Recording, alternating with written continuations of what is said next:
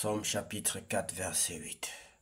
En paix je me couche et je dors, car toi seul Seigneur me fais habiter en sécurité. En paix je me couche et je dors, car toi seul Seigneur me fais habiter en sécurité.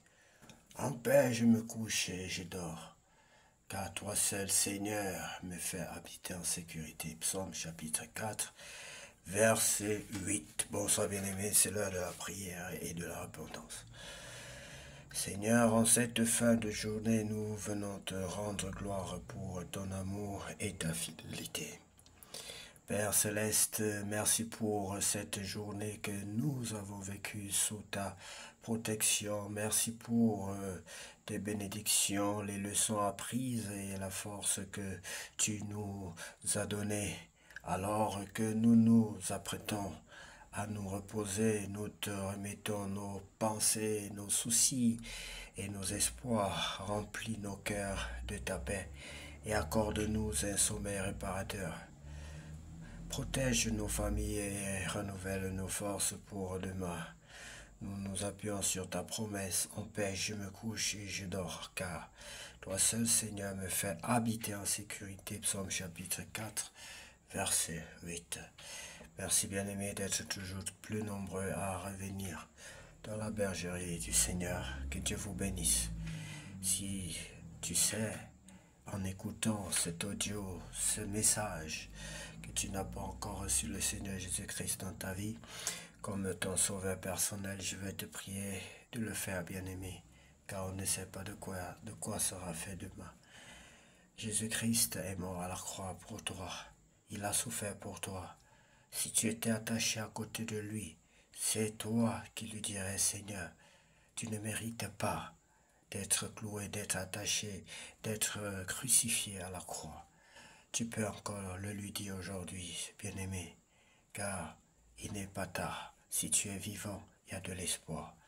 Tu peux donc confesser tes péchés, inviter Jésus-Christ dans ta vie comme ton sauveur personnel et ton Dieu. Alors tu vas prier après moi, tu vas dire, Seigneur Jésus, ce n'est pas juste que tu aies été cloué à la croix, mais je sais que tu as accepté qu'on te livre. Tu as accepté de souffrir parce que tu savais qu'en souffrant, je devais être sauvé. Ton sang en coulant à la croix me donne la vie aujourd'hui. Je t'accepte dans ma vie comme mon sauveur personnel. Sois mon Dieu, sois mon maître, sois mon roi. Et conduis-moi vers le chemin de la paix, de la félicité. Conduis-moi progressivement vers ce chemin de la gloire. Au nom de Jésus-Christ. Je te demande pardon, Seigneur. Je te demande pardon parce que je sais que je suis né pécheur et je vis dans le péché. Pardonne-moi et transforme-moi.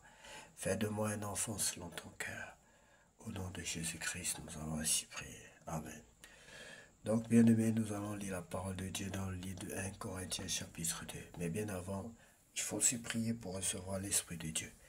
Seigneur, j'ai besoin de ton Esprit Saint dans ma vie. Seigneur, j'ai besoin de ton Esprit Saint dans ma vie. Au nom de Jésus. Amen. 2 Corinthiens chapitre 2. Voici ce que j'ai décidé. Je ne reviendrai pas chez vous si cela doit vous rendre triste. Si moi, je vous rends triste, qui peut encore me donner la joie? Est-ce que ce n'est pas justement celui que j'ai rendu triste? À mon arrivée chez vous, certains risquaient de me rendre triste. Pourtant, c'est eux qui devaient me rendre de la joie, me donner de la joie. C'est la raison pour laquelle je vous ai écrit. J'en suis sûr, quand je suis joyeux, vous pouvez être joyeux. Vous aussi. Oui, je vous ai écrit en pleurant beaucoup. J'avais le cœur plein de tristesse et d'inquiétude. Voici quelqu'un bien-aimé qui se souciait vraiment des brebis, qui prenait les enfants du Seigneur comme ses propres enfants, qui prenait le travail du Seigneur comme sa propre activité, comme vraiment il aimait le peuple de Dieu. Et c'est ce que le Seigneur veut bien aimer, que nous puissions être des bons bergers. Oui, je vous ai écrit en pleurant beaucoup.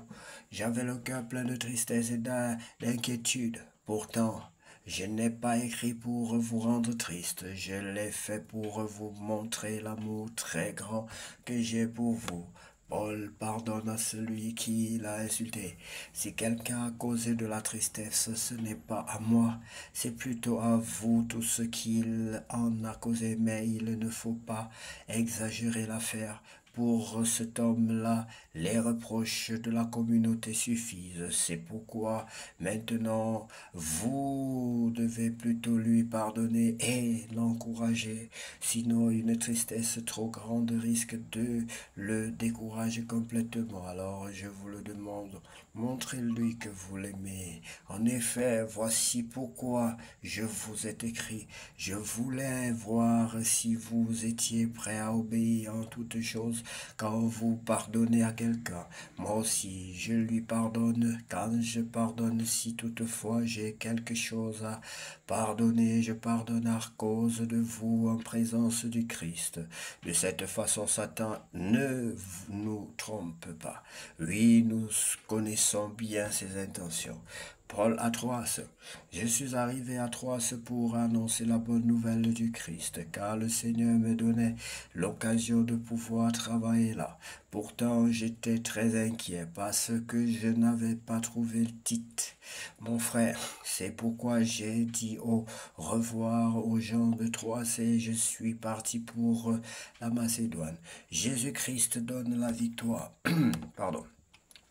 Remercions Dieu par le Christ, il nous emmène toujours dans le défilé qui fête sa victoire et il se sert de nous pour faire connaître le Christ en tout lieu. C'est comme une bonne odeur qui se répand partout, oui, nous sommes comme un parfum agréable que le Christ offre à Dieu. Ce parfum est pour eux que pour ceux que Dieu sauve, il est aussi pour ceux qui perdent leur vie loin de Dieu.